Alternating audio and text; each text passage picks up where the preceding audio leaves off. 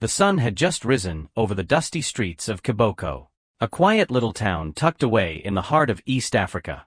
Roosters crowed from the alleyways. Vendors began setting up their stalls, and the scent of fried plantains and morning tea danced gently in the air. Life in Kiboko was simple, honest work, tight communities, and daily struggle. But amid the slow rhythm of this town was a woman whose kindness rippled far beyond the narrow streets she called home. Her name was Amina. She was in her mid-30s, slender from years of hard work, with soft eyes that held both warmth and sorrow. Amina was a widow. Her husband, once a motorcycle mechanic, had died in a tragic road accident 5 years ago, leaving her alone with a small daughter to care for and nothing but a weathered cooking pot and a heart that refused to harden. Each morning, Amina would wake before dawn, sweep the front of her small shack, and prepare a humble pot of porridge or stew. Whatever little she had left over, maize flour, lentils, cassava, a pinch of dried fish, she would stretch it with water, stir it with patience, and flavor it with hope. Her daughter, little Zuri, would sit nearby, watching her mother with the kind of admiration only a child can offer. But Amina never cooked for just the two of them. At exactly 7:00 a.m. each day, she would place a third tin bowl next to her own, scoop some food into it, wrap it in an old kitenge cloth, and walk a few blocks down the street. There, right beside the public well near the corner of Kiboko Street and River Road, sat a man no one really noticed anymore. He was the town's ghost. His name, no one knew. People simply called him the cripple, and not kindly. His left leg was shriveled, his hands calloused and dark, his clothes torn and smeared with the dust of years. He sat slumped against a crumbling wall, day after day, barely moving except to shift his weight or pull his ragged shawl closer around him when the wind picked up. He never spoke. Not a word. Not even to say thank you. But Amina spoke to him anyway. "Good morning, sir," she would say gently, kneeling beside him with the bowl in hand. "It is not much, but it is warm." "Eat slowly, okay?" And she would wait, watching him lift the bowl with trembling hands, seeing how his eyes, though hidden beneath grime and tangled lashes, still flickered with a kind of haunted awareness. Then she would smile, stand, and walk away before anyone could see the tear she always wiped discreetly from her cheek. Amina did this every single day. Rain or sun, market day or not, whether she had enough for herself or not. She gave. And the town noticed. "Why waste your time on that one?" an old vegetable seller once asked her. "He is as good as dead. Probably a drunk, too. Don't you have a child to feed? He does not even talk. Someone else loged. You are feeding a mute stray dog, Amina." But she never responded with anger. Just a soft shrug and a distant smile. "Maybe God put him there," she would sometimes say. "And maybe he is watching to see who will notice." But the truth. Even Amina did not know why she kept doing it. Maybe it was guilt. Maybe it was hope. Or maybe, in some mysterious, unspoken way, she saw something in the beggar that no one else did, a flicker of lost dignity. Burier dipender the ragen silence. Weeks passed. Then months. And still, nothing changed. Until one day, everything did. It was a scorching Tuesday afternoon. Amina had just returned from the riverside market, where she would manage to sell some roasted groundnuts, enough to buy a few sweet potatoes for dinner. She was exhausted, her sandals broken, her forehead damp with sweat. As she reached the bend near the public well, she saw him sitting as always, staring at nothing. But something was different. The man was not slumped. He was sitting up straight. His hands were clasped together. And when Amina approached and set the bowl down like she always did, he spoke. In a low, cracked voice that startled her so deeply she almost dropped the food, he said, "Why do you feed me every day?" She froze. It had been over a year. A full year of silence. Of nothing but nods and brief eye contact. "And now, this. I do not know," she stammered. "You look hungry. And no one else was feeding you." He looked at her, and for the first time, she saw his eyes, truly saw them. They were sharp, intelligent, piercing. And then came the second shock. I am not who you think I am, he said slowly. I am not poor. Jeg am not crippled. And I am not mute. Amina's heart thumped. Her mouth went dry. What? What do you mean? She whispered, her voice barely audible. The man reached into the folds of his filthy shawl and pulled out something small, a medallion. Gold polished, shimmering despite the grime. He held it up to the sun, and Amina saw the emblem engraved upon it. It was the symbol of the Mboya Foundation, one of the richest private philanthropic organizations in Africa. Only one man was known to carry that insignia personally. My name is Elias Mboya, he said, smiling faintly. I own half the buildings on this street. And I have been watching you. Amina stumbled backward. She shook her head. No. That is impossible. You are. He chuckled softly, and the laugh sent a shiver through her spine. I was testing people. Seeing who still had a heart when they thought no one was looking. You would be surprised how many people walked past me every day. Hundreds. Some kicked dust at me. Some threw stones. Some pretended I did not exist. But you fed me. Every day. Without asking anything in return. Tears sprang to Amina's eyes. Not out of joy, not yet. But confusion. But why? Why hide like that, why me? Elias stood slowly, and to her amazement, he stood tall. Straight. No limp. No trembling. He brushed the dirt from his sleeves, revealing a tailored white shirt beneath the tattered outerwear. Because I needed to remember what it feels like to be invisible. And because I needed to know who still sees people, not status. You reminded me. She felt the world spinning beneath her feet. And then, with the gentle authority of a man used to giving orders, he said words that would change her life forever. Come with me. You and your doctor. You will never have to cook in that broken pot again.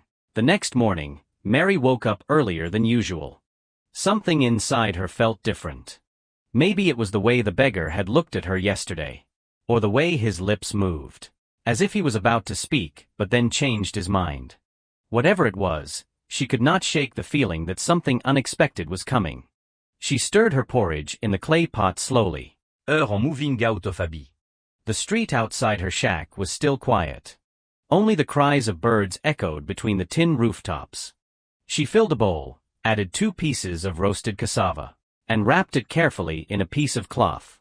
By the time she stepped outside, the street had started to stir. Vendors pushed carts. Children chased goats. And the old man with the crooked radio stand played the same crackling tune he always did at dawn. Mary made her way to the corner. As always, he was there. The beggar. He sat in his usual spot near the closed shop shutters, his back against the wall, his legs stretched out awkwardly in front of him. His right leg trembled slightly, maybe from the cold. Maybe from something deeper. His clothes were still ragged, and his beard now carried bits of dry leaves. But his eyes. That day, his eyes were locked on her. Not just observing. Watching. Mary knelt beside him, placed the food gently on his lap, and offered a soft smile. You did not eat much yesterday, she said quietly. Are you feeling unwell? The beggar looked at her. And then, he spoke. I am not who you think I am. His voice was hoarse. Deep, yet steady. It was the first time Mary had heard it. For a second, she wondered if someone else had said it. But no, it was him. The same man who had sat in silence for months. She blinked. What do you mean? He lowered his gaze and then looked up again. His lips parted slowly. My name is not what people call me here. I am not just a poor cripple begging for scraps. Mary leaned in, confused, unsure whether to be alarmed or curious. Her heart beat faster. The beggar continued. My name is Daniel Omari. He was born in Nairobi. I used to run one of the largest agricultural companies in East Africa. I owned estates, warehouses, factories. But then, he stopped. Mary's hands tightened around the edge of her shawl. She could hear the children playing nearby, but everything else seemed to fade. It was just his voice now, and her shallow breaths.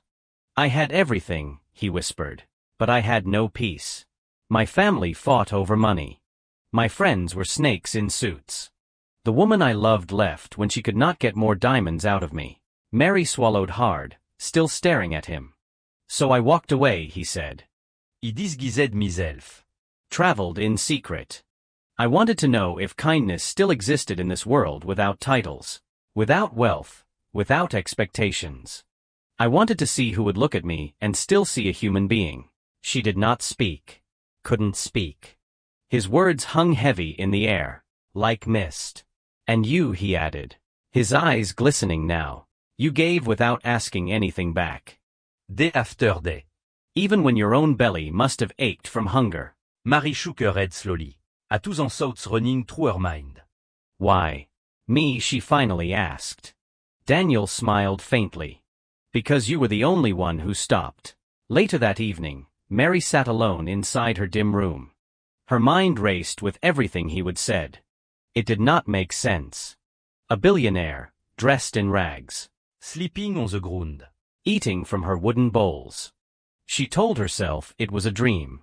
Or perhaps a cruel joke from a man desperate for attention. But the next day, the truth began to unfold. At sunrise, she stepped outside to find a car. No, not just any car, a black Mercedes parked quietly near her door. A driver stood by, dressed in a suit that did not belong to anyone from her side of town. And beside the car stood him. Clean shaven. Hair combed. Wearing a crisp, ivory shirt and dark trousers. It was Daniel. Her Daniel. But different. Still. His eyes were the same. Warm. Gentle. Honest. I did not come here to trick you, he said softly as she approached. Frozen in disbelief. I came to thank you. Before she could respond, he opened the back of the car and pulled out a large envelope. I bought a piece of land 2 miles from here. It has a small house on it. And a garden. The deed is in your name now. You do not have to struggle anymore. Mary, her breath caught in her throat. He handed her the envelope, but she did not take it. I did not help you because I wanted anything, she whispered, voice trembling. I thought. You needed it. I know, he replied, gently placing the envelope into her hands. That is why you deserve it. Tears welled up in her eyes. This could not be real. Then came more. He spoke of a small food stall he was opening in town with her name on it. A place where she could cook, sell meals, and run her own business. Her own future. I can't do all this, she said, shaking her head. Yes, he said, touching his heart. You already did. You passed the test. You kept humanity alive when the world had forgotten it. News spread through the neighborhood like wildfire. The beggar who used to sleep by the shop was a billionaire in disguise. Mary, the poor woman who fed him each day, was now a homeowner. A businesswoman. Some neighbors cheered for her. Some just watched in silence, regret flickering in their eyes. Because they remembered the days they had told her, why waste food on a beggar? Or, he is just faking it, he will never give you anything in return. Now they watched her ride past them in the back of Daniel's car, headed toward her new home. But Mary never held it against them. She still smiled when she passed. Still gave bread to the boy who sold peanuts. Still visited the old woman who lived alone with 5 cats. Because Mary had not changed. Her heart was the same. Only her circumstances were different. One night, weeks later, Daniel invited her to dinner at a quiet lodge overlooking the hills. It was calm, lit by lanterns. with cricket singing in the dark. As they sat under the stars, he looked at her and said something she would never forget. You thought you were feeding a poor, broken man, he said. But in truth, you were feeding hope. Mary smiled through her tears. And you, she said softly, taught me that kindness does not need a reason.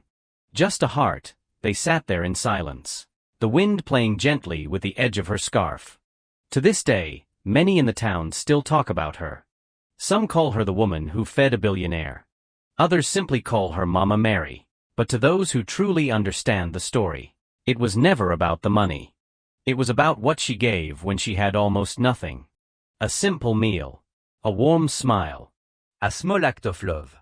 And in return, The universe gave it all back. in ways she never imagined. The sun had barely risen when Mary unlocked the small wooden stall with her name painted on it. Marie's kitchen, meal from the hat. It was modest, just 4 tables, 2 benches, and a single stove in the back, but to her, it was a palace. Customers began to trickle in. Some were curious, drawn by the story that had now become local legend.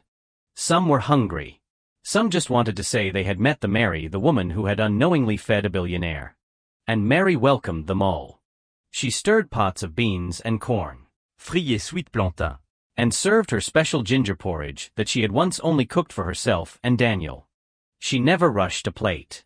She spoke to each customer with warmth, asking about their day, their family, their struggles. Within just a week, people started calling her Auntie Mary. Children came by after school. Hoping for leftover. She gave them more than just food, she gave them hope. But with success. Cam whisper. She is rich now, but do not forget where she came from. Someone said behind her back. I heard she is building a big house, maybe she won't even talk to us soon. Another muttered. And then came stranger. A man in a shiny shirt arrived one afternoon, smelling like perfume and dressed too nicely for the dusty street. He leaned on the counter, Flashing a wide, white smile. Auntie Marie, word travel fast. Heard about you. and I have a business idea. Marie blinked. Business. Yes, we open 3 more stalls franchises. Handle the marketing. You handle the cooking. We will expand, you will be famous across the whole region. Mary wiped her hands on a cloth, studying him. Something about the way his eyes darted made her uneasy. I am not looking for expansion right now, she said politely. Et leaned closer. You are missing a golden chance. You could triple your money. And I know the right people. But Mary only smiled. Thank you. But my food is not about money. He frowned, muttered something about wasting potential, and walked away. Later that week, an old friend from her childhood knocked at her door. Mary, it is me, Naomi, they embraced. Naomi had once been her closest friend before poverty had separated them. Naomi had moved to the city, married a banker, and lived a life far removed from Mary's hardship. Heard your story on the radio. Naomi logged. Mary, the street girl turned superstar.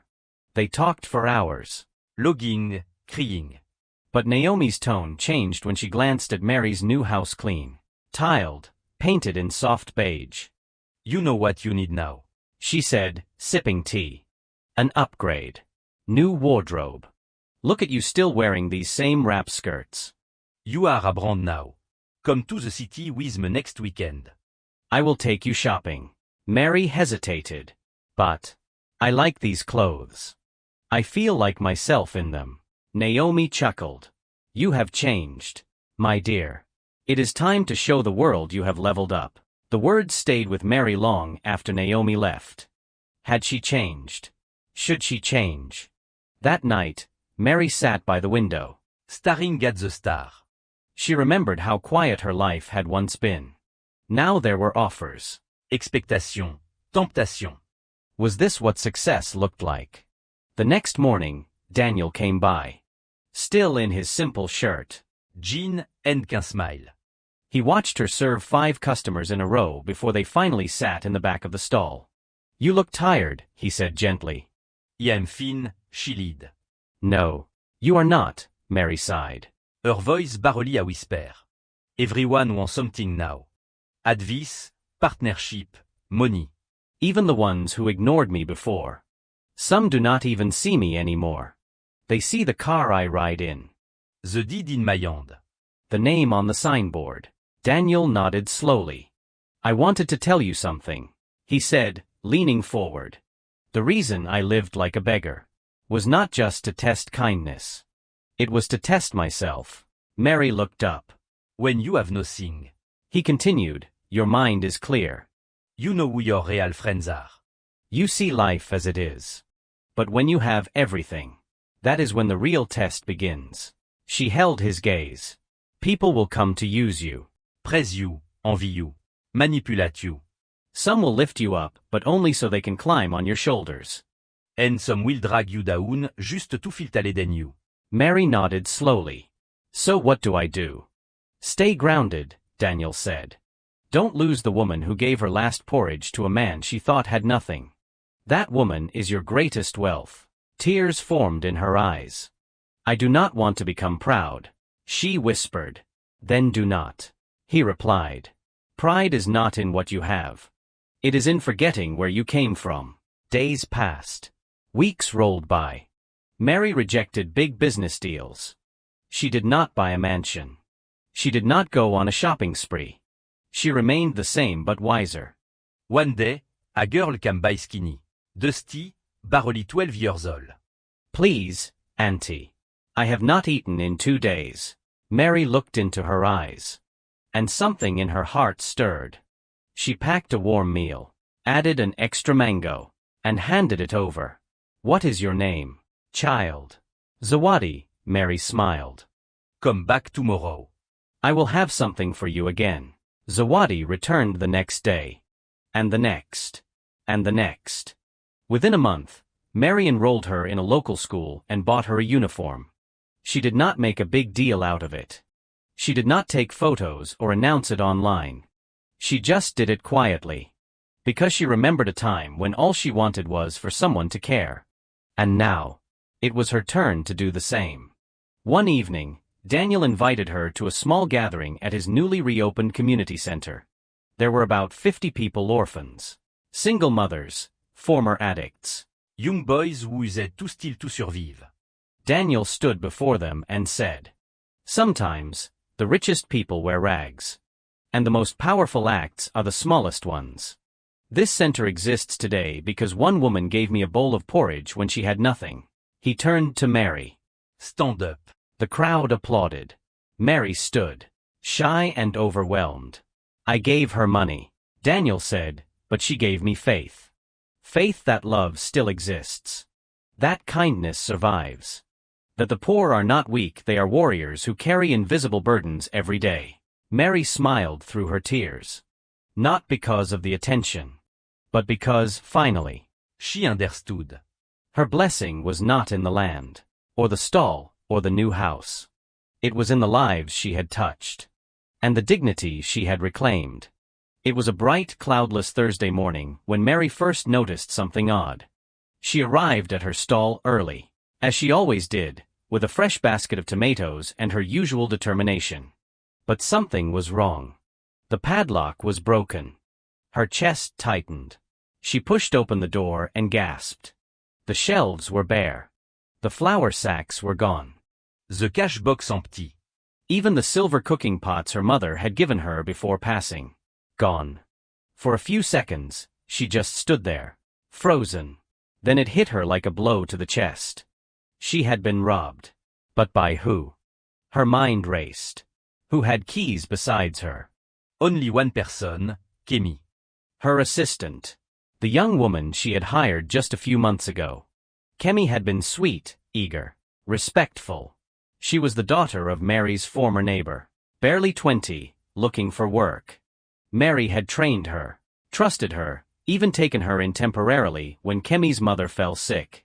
Mary felt sick now. She staggered out of the stall, holding onto the frame for support. Her phone rang. It was Daniel. I heard, he said before she could speak. It is all over the street. Mary could barely form words. Daniel. Why would she do this to me? He was quiet for a moment. Then softly, because even those who eat from your hand can bite your fingers. Marie, the police came. But the process was slow. Mary filed a report, gave them Kemi's full name and details. But she knew the truth deep down. If Kemi had truly run, she would be far away by now. That afternoon, Mary sat alone on the floor of the empty stall. It felt like the beginning all over again. Only this time, it was not poverty knocking at her door, it was betrayal. Daniel came by with a cup of tea and sat beside her. I feel so foolish, Marie whispered. I opened my heart. I gave her everything. Daniel nodded. That is what makes you who you are. But I feel broken. He looked at her carefully. You remember that day I first came to your door, pretending to be a beggar. Of course, you did not ask for my name. You did not judge me. You gave freely. That spirit is still in you. But now. He paused. You must learn something else. What? Forgiven. And boundaries. Marie said nothing. Daniel continued. When you forgive, you set yourself free. But when you learn boundaries, you protect what you have built. The next morning, a small miracle happened. 3 of her regular customers showed up with grocery bags. We heard what happened. The older woman said. We brought what we could. There was rice, beans, onions, and even a small second-hand cooking pot. Then another woman arrived this time with her husband. We want to help rebuild. You have fed us when we could not pay. Let us give back. Mary's eyes filled with tears. She did not expect it. She did not ask for it. But somehow, the community had come together. In 2 days, the stall was back up modest, but functional. Mary returned to cooking, this time with more caution but the same warmth. She did not speak of Kemi to customers. She did not curse her name. She just cooked. Weeks passed. The wound healed slowly. Then one evening, just as she was closing up, a familiar figure appeared in the shadows. It was Kemi. Thin, shaking. Dirty, eyes swollen. She stepped forward and collapsed on her knees in front of Mary. I am sorry, she sobbed. I did not know what I was doing. Mary froze. All the emotions came rushing back en jeu. Betrayal, sadness. I was desperate. Kemi whispered. My uncle promised me a new life in another town. But he lied. He took the money and left me. He slept on the street. I begged for food. I thought of you every day. Marie stood in silence. Kemi clutched her skirt. Please. Forgive me, there was a long, heavy silence. Then Mary spoke. He trusted you, he know. You stole not just from my stall but from my soul. Kemi wept loudly. Marie's voice trembled. But I will not carry this bitterness. I release you. Kemi looked up, stunned. He forgive you, Marie said softly. Not because you deserve it, but because I refuse to let your betrayal become my burden. Word spread fast. Some praised Mary's forgiveness. Others thought she was a fool. But Mary knew better. She did not take Kemi back into her stall. Forgiveness did not mean foolishness. Instead, she connected her to a small women's rehab program nearby. She paid for 3 months of counseling. Quietly. And walked away. That night, she wrote in her journal. Some people are lessons. Some are blessings. And some are both. 1 month later, Mary was invited to speak at a women's conference. She stood before a crowd of over 200 people. The topic: From Broken to Blessed. My journée of unexpected grace. She told them everything. The porridge. The billionaire. The new stall. The betrayal. The forgiven. There were tears in the audience. And silence. Then a woman stood up. Middle-aged. Stern face. He lost everything to my sister. She said. She took my inheritance. I have hated her for 10 years. But today, hearing you, maybe I can try to forgive. Another woman stood. Then another. Stories poured out. Pain. Healing. Hope. Mary did not just tell a story that night. She opened a doorway. And for many, that was the real beginning. As Mary stepped outside after the conference, Daniel met her near the parking lot. You did not just feed me once, he said with a smile. You have been feeding people's souls ever since. Mary smiled. Then she looked up at the sky clear, full of stars. Funny, is not it, she said. How feeding a stranger one morning could turn into all this. Daniel nodded. That is the thing about kindness. You never know what seed you are planting or how big the tree will grow. They stood there for a while, quiet, not needing to say anything more. Because in that moment, both of them knew. The real blessing was not the money. It was the transformation. And Mary had become a light in a world that desperately needed it. 3 months after the women's conference, Mary's name was everywhere. Newspapers featured her face with bold headlines. From street cook to spirit lifter. The woman who forgave her thief. TV shows lined up to interview her. Social media exploded with clips from her speech. Within days, she had over 100,000 followers. Messages poured in, some praising her grace, others asking for help, many just wanting to share their pain. But it was not all admiration. Some were cynical. She juste want fame. Who feeds a billionaire by accident? This has to be fake, and others tried to buy her story. One day, a black SUV pulled up in front of her food stall. A polished man in a crisp blue suit stepped out, flanked by a young assistant with a tablet. "Mrs. Mary Okoye?" he asked. "Yes," she said, wiping her hands. "I represent Global Image Media. We want to turn your life into a documentary. Possibly even a movie." Mary raised an eyebrow. "A movie?"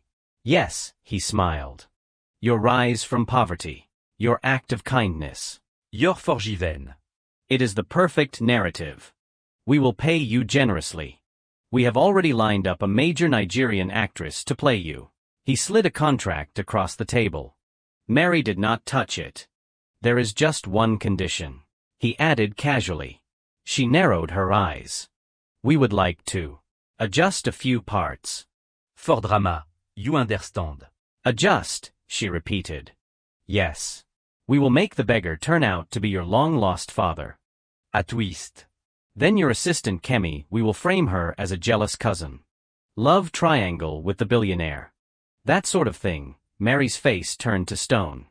"None of that happened." "We know," he said smoothly. "But stories sell better when they are messy." She stared at him for a long time. Then quietly, she said, "No." The man looked stunned. "Excuse me." I won't sell my truth for drama. He leaned forward. "Mary. This is your chance to go global. You could move to Lagos. Live in luxury. Build an empire." "I already have an empire," she said calmly, "built on trust. I won't trade that for lies." The man stared at her, then chuckled bitterly. "You will regret this. I would rather regret turning down money than regret becoming someone I no longer recognize." He stood, hissed at his assistant, and stormed off.